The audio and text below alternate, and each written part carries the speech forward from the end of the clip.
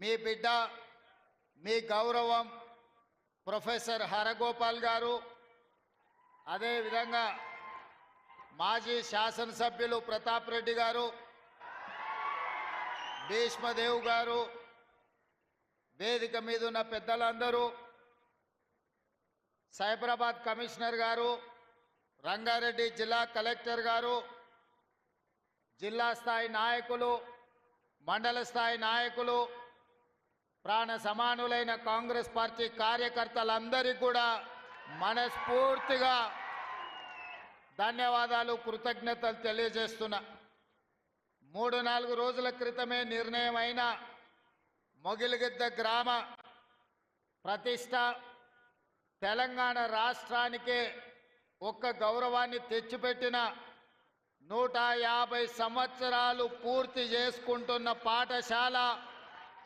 ఏ పాఠశాలలైతే హైదరాబాద్ సంస్థానం ప్రజాపాలనలకు వచ్చిన తర్వాత మొట్టమొదటి ముఖ్యమంత్రిని అందించిందో, పరిపాలనలోనే మార్పులు తీసుకురాగలిగిన శక్తి సామర్థ్యాలు ఉన్న బూర్గుల రామకృష్ణారావు గారిని, రాజకీయ దురంధరుడు, ఎవరు పేరు చెప్పినా రాష్ట్ర జాతీయ రాజకీయాలలో ఎప్పటికీ వన్నెదగ్గని మర్రి చెన్నారెడ్డి గారిని, ఉత్తరప్రదేశ్ గవర్నర్గా పనిచేసిన పెద్దలు సోషలిస్టు నాయకుడు సత్యనారాయణ రెడ్డి గారిని, అదేవిధంగా గతంలో విద్యాశాఖ మంత్రిగా పనిచేసిన శ్రీనివాసరావు గారిని, ఈరోజు వేదిక మీద ఉన్న పౌరుల యొక్క హక్కులకు భంగం కలిగినప్పుడు ఎక్కడికైనా నిర్భయంగా అక్కడికి వెళ్ళి ఆ ప్రజలకు జరుగుతున్న అన్యాయాలను ప్రపంచం దృష్టికి తీసుకొచ్చి పాలకులకు ఇష్టం ఉన్నా లేకపోయినా ప్రజల యొక్క హక్కుల కోసం కొట్లాడే పెద్దలు హరగోపాల్ గారికి, వీళ్ళందరినీ కూడా ఈరోజు ఈ కార్యక్రమానికి ఆహ్వానించి ఇంత పెద్ద కార్యక్రమాన్ని ఏర్పాటు చేసినందుకు మిమ్మల్ని అందరినీ మనస్ఫూర్తిగా అభినందిస్తున్నా. మిత్రులారా, పాలమూరు బిడ్డగా, తెలంగాణ రాష్ట్ర 2వ ముఖ్యమంత్రిగా ఈరోజు 150 సంవత్సరాలు పూర్తి చేసుకున్న మొగిలిగిద్ద పాఠశాలను ఆధునీకరించడానికి ఈ కార్యక్రమంలో పాల్గొనడం ఇది నాకు ఒక గొప్ప గౌరవం అని చెప్పి నేను ఈ సందర్భంగా తెలియజేస్తున్నా. ఆనాడు నిజాం పాలనలో ఉర్దూలో ప్రారంభమైన ఈ పాఠశాల ఈరోజు ఈ స్థాయిలోకి రావడం, ఈ గ్రామం ఆదర్శంగా నిలబడాలన్న ఆలోచనతో ఇక్కడ పాఠశాలలతో పాటు జూనియర్ కాలేజ్తో పాటు ఈరోజు అడ్వాన్స్ టెక్నాలజీ సెంటర్లను అందించి పాఠశాలకు ఒక 10 కోట్ల రూపాయలు, మొగిలిగిద్ద గ్రామం కోసం సీసీ రోడ్ల కోసం 5 కోట్ల రూపాయలు, అదేవిధంగా లైబ్రరీ కోసం, గ్రామ పంచాయతీ బిల్డింగ్ కోసం 1 కోటి రూపాయలు, అదేవిధంగా మైనారిటీ షాదీఖాన కోసం మా మిత్రుడు ఈర్లపల్లి శంకర్ గారు అడిగినరు. తప్పకుండా వాటిని కూడా మంజూరు చేసి మొగిలిగిద్ద గ్రామాన్ని అభివృద్ధి చేసే బాధ్యత ఈరోజు తెలంగాణ రాష్ట్ర ప్రభుత్వం తీసుకుంటుంది. విద్యకు సంబంధించి ప్రభుత్వం చేపడుతున్న కార్యక్రమాలను ఇంతకుముందే పాఠశాలలో విద్యార్థులతో నేను పంచుకోవడం జరిగింది. నేను ఒకే మాట చెప్పదలుచుకున్నా. తెలంగాణ రాష్ట్ర ప్రభుత్వానికి గత 10 సంవత్సరాల పరిపాలనలో విద్యాశాఖను నిర్లక్ష్యం చేసి, నిర్వీర్యం చేసి వేలాది సింగిల్ టీచర్ పాఠశాలలను తండాలలో, గూడాలలో, మారుమూల పల్లెల్లో మూసివేయడం జరిగింది. యూనివర్సిటీ వైస్ ఛాన్సలర్లు కానీ, అధ్యాపకులను కానీ, ప్రొఫెసర్లను కానీ, అసోసియేట్ అసిస్టెంట్ ప్రొఫెసర్లను కానీ నియమించకపోవడం వల్ల ఈరోజు కాకతీయ, ఉస్మానియా లాంటి యూనివర్సిటీలు ప్రతిష్ట కోల్పోయి ఈరోజు విద్యకు పేదలు దూరమయ్యే పరిస్థితి వచ్చింది. అందుకే మన ప్రభుత్వం ప్రజాపాలన వచ్చినెంబడే విద్య మీద పెట్టేది ఖర్చు కాదు, విద్య మీద పెట్టేది పెట్టుబడి. ఈ దేశ భవిష్యత్తు తరగతి గదుల్లోనే ఉంది. అందుకే రాష్ట్ర ప్రభుత్వం బడ్జెట్ని 7% 21,000 కోట్ల రూపాయలను విద్యాశాఖకు కేటాయించి ఆ విద్యాశాఖను ముఖ్యమంత్రి అయిన నా దగ్గరనే పెట్టుకొని విద్యను పెంచాలి, విద్యను పేదలకు అందించాలనే లక్ష్యంతో ఈరోజు ప్రభుత్వం చేస్తుంది. ఇదే కాదు, 10 సంవత్సరాలు టీచర్ల బదిలీలు జరగలేదు, 20 సంవత్సరాలు టీచర్లకు ప్రమోషన్లు ఇవ్వలేదు. దాదాపుగా 10 ఏళ్ళు డిఎస్సి నోటిఫికేషన్ ఇవ్వక ఒక్క నూతనంగా కూడా టీచర్లను నియమించలేదు. అందుకే మా ప్రభుత్వం వచ్చిన మొదటి సంవత్సరంలోనే 21,000 మంది టీచర్లకు ప్రమోషన్లు ఇవ్వడమే కాదు, 35,000 మంది టీచర్ల బదిలీలు చేసి ప్రతి ప్రాంతానికి ఈరోజు టీచర్లను అందించే ప్రయత్నమే చేసినాం. ఇదే కాదు, మా అధికారుల కృషి వల్ల 10 సంవత్సరాలు నియామకాలు జరగని డిఎస్సి టీచర్ల నియామకం 55 రోజుల్లో 11,000 మంది టీచర్లను ఎల్బీ స్టేడియానికి పిలిచి వాళ్లకు నియామక పత్రాలు అందించి 11,000 మంది నూతన టీచర్లను అందించడం ద్వారా తండాలలో గూడాలలో ఉండే పాఠశాలలను తిరిగి ప్రారంభించే ప్రయత్నం చేసినాం.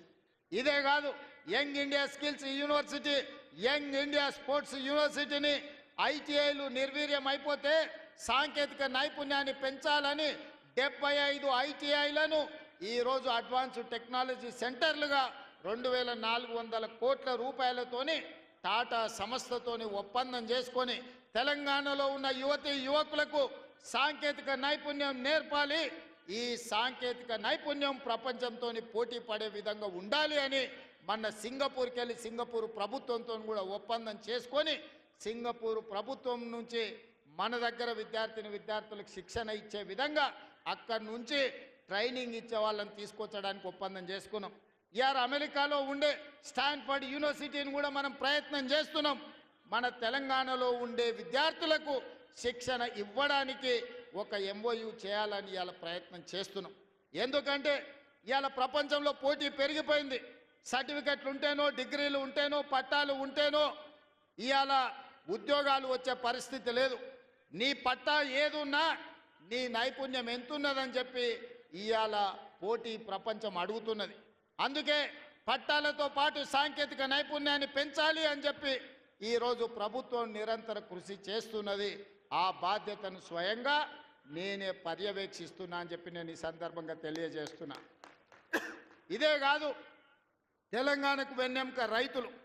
ఆ రైతులకు ఆనాటి ప్రభుత్వం, నేను హరగోపాల్ గారిని అనుమతి అడుగుతున్నా, అక్కడ విద్యార్థులు కేవలం ప్రభుత్వ కార్యక్రమాలే మాట్లాడినా, ఇక్కడ ఉన్నదంతా మా పార్టీ కార్యకర్తలు, నాయకులు, రైతులు ఉన్నారు. కాబట్టి కొన్ని రాజకీయపరమైన అంశాలు ఈ వేదిక మీద నేను ప్రస్తావించాల్సిన పరిస్థితి ఉన్నది. తమరి అన్నదా భావించొద్దు.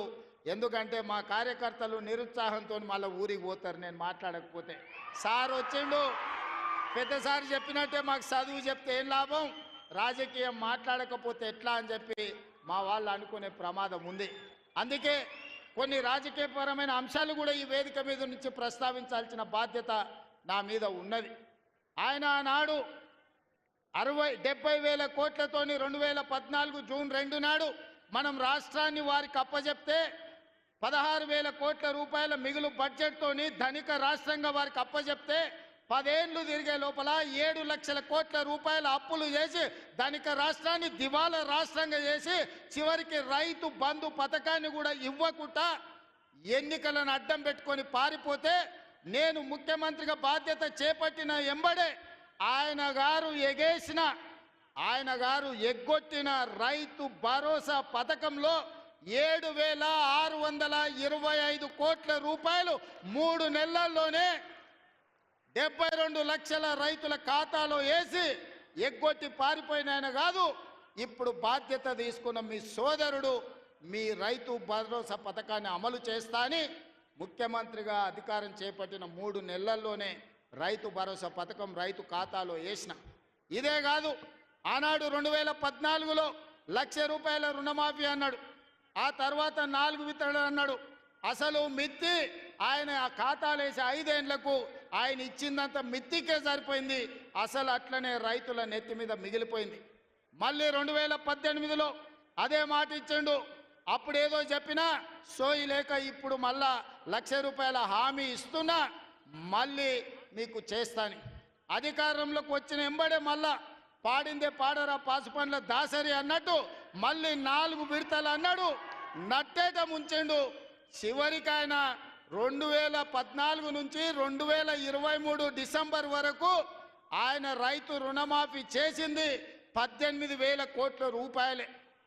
2018 నుంచి 23 వరకు 11,000 కోట్ల రూపాయలు రైతుల ఖాతాలో వేస్తే అందులో 8,500 కోట్ల రూపాయలు మిత్తికే సరిపోయి ఆయన చేసిన రైతు రుణమాఫీ నికరంగా 3,000 కోట్ల రూపాయలే. కానీ మీ సోదరుడిగా, మీ బిడ్డగా, పాలమూరు బిడ్డగా, నల్లమల్ల అడవులో నుంచి వచ్చిన నేను ఒక రైతు బిడ్డగా 2 లక్షల రూపాయల రైతు రుణమాఫీ చేస్తా అని 25,50,000 మంది రైతులకు 21,000 కోట్ల రూపాయలు 2 లక్షలు రుణమాఫీ చేసి ఇచ్చిన మాట నిలబెట్టుకొని మాట తప్పని మడమ తిప్పని పార్టీగా ఈరోజు 25,50,000 మంది రైతులకు 21,000 కోట్ల రూపాయల రైతు రుణమాఫీ చేసినాం. ఇవాళ రైతు రుణమాఫీ చేయలేదంటున్నాడు. నేను సూటిగా సవాలు విసురుతున్న చంద్రశేఖరరావు గారికి వేదిక మీద నుంచి, ఫామ్ హౌస్లో ఉండి వచ్చిన వాళ్ళకి జోలి చెప్పుడు కాదు, అసెంబ్లీకి రా, లెక్కలు చెప్తా. ఏ ఊర్లో, ఏ తండాలో, ఏ గూడెంలో ఏ రైతుకి ఎంత రుణమాఫీ చేసిందో 25,50,000 మంది రైతుల వివరాలు శాసనసభలో పెడతా.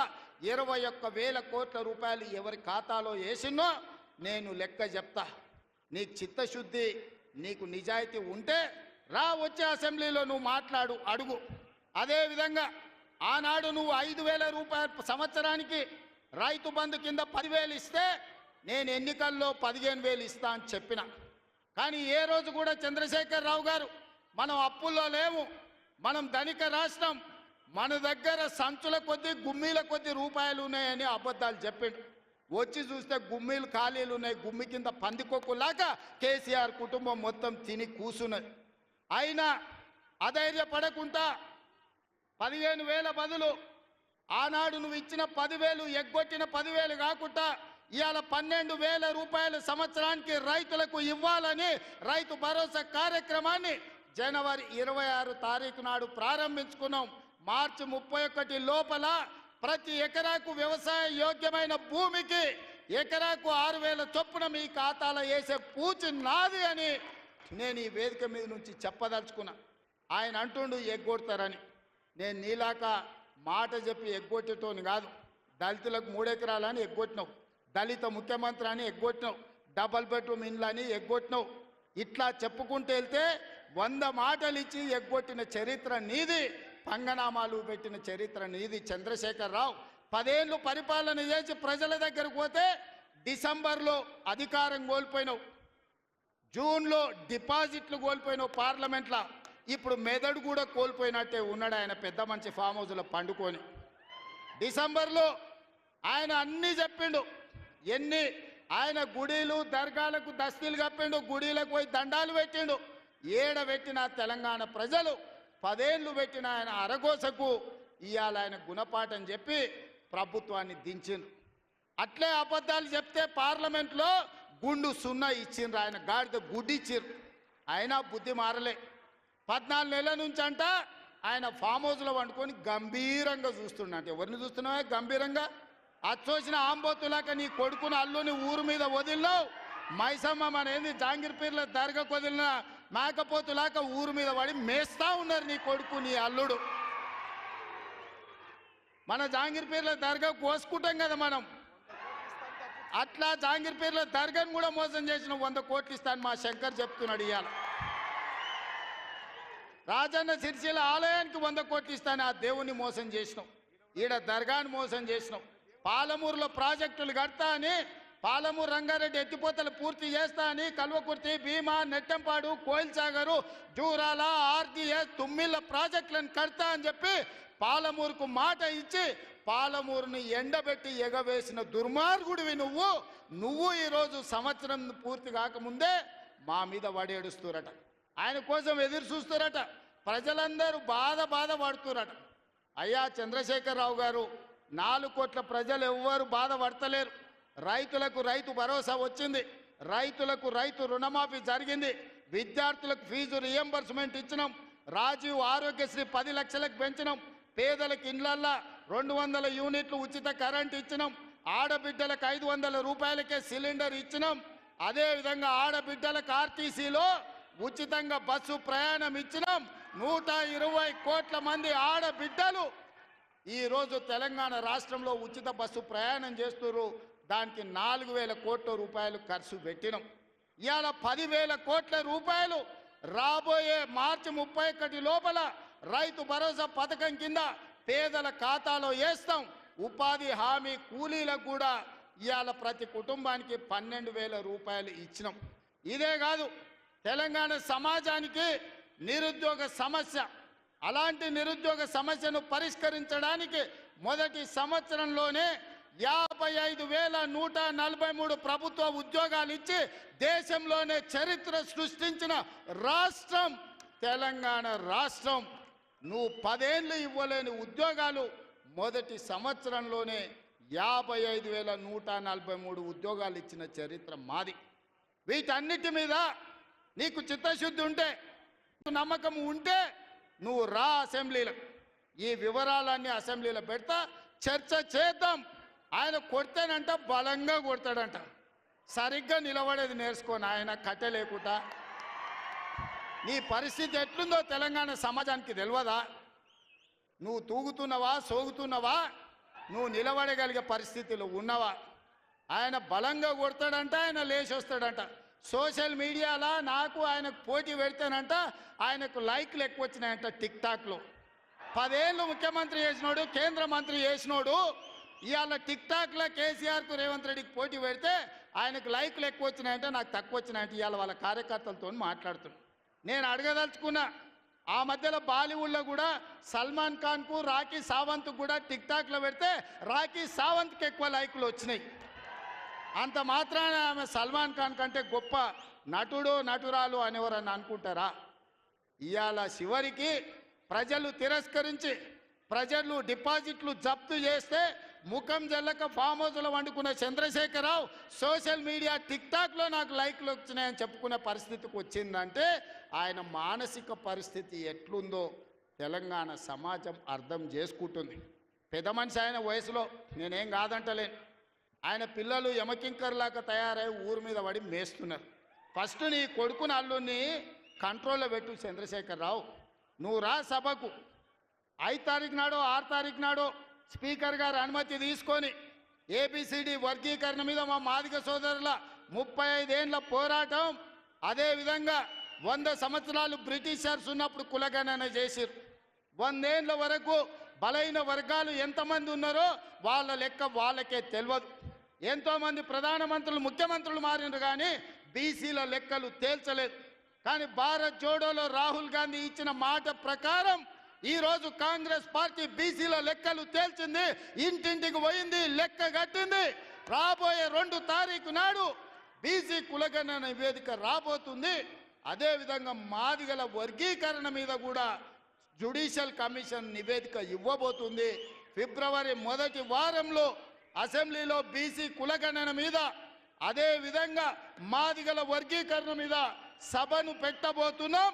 నీకు చేతనైతే చిత్తశుద్ధి ఉంటే సభకు రా, చర్చ చేద్దాం. నువ్వా మేమా తేల్చుకుందాం. నీ ఫామ్ హౌస్లో నీ వంది మాగదులను, నీ భజన చేసేటోళ్లను నువ్వు వాళ్ళను జమేసుకొని వాళ్ళ ముందల పొంకనాలు కొట్టకు చంద్రశేఖరరావు. నువ్వు కాలం జల్లిపోయిన 1000 రూపాయల నోటువే. ఆ నోటు పెట్టుకుంటే ఎవడైనా జైలుకే వెళ్తాడు. ఒకప్పుడు 1000 రూపాయలకు చాలా విలువ ఉండే 1000 నోటుకి. అవునా? 1000 నోట్లు ఉన్నాయంటే అని మునగాని కింద చూసేది. ఇప్పుడు 1000 నోట్ల రూపాయలు ఉన్నాయంటే తీసుకుపోయి బొక్కలు వేస్తారు. చంద్రశేఖరరావు గారు కూడా రద్దయిపోయిన 1000 రూపాయల నోటు, ఇంకా దానికి విలువ లేదు. తెలంగాణ సమాజంలో నిన్ను అడిగేటోళ్ళు లేరు చంద్రశేఖరరావు. నువ్వు ఫామ్ హౌస్లు ఉండి ప్రజలతో నీకు బంధం తెగిపోయినట్టుంది. ప్రజలు ఏం ఆలోచన చేస్తున్నారో చూడు. రైతులకు రైతు భరోసా అందింది. ఇది నా జవాబు, లెక్కలు అసెంబ్లీలో చెప్తా. రైతులకు 21,000 కోట్ల రూపాయల రుణమాఫీ జరిగింది. రైతులకు వడ్ల కోసం 500 రూపాయల బోనస్ ఇచ్చినాం. రైతులకు వ్యవసాయానికి 24 గంటల ఉచిత కరెంట్ ఇచ్చినాం. రైతులకు 200 యూనిట్లు ఇంట్లో ఇవాళ ఉచితంగా ఇస్తున్నాం. ఆడబిడ్డలకు బస్సు ఉచితం ఇచ్చినాం. ఆడబిడ్డలకు 500 రూపాయలకు సిలిండర్ ఇచ్చినాం.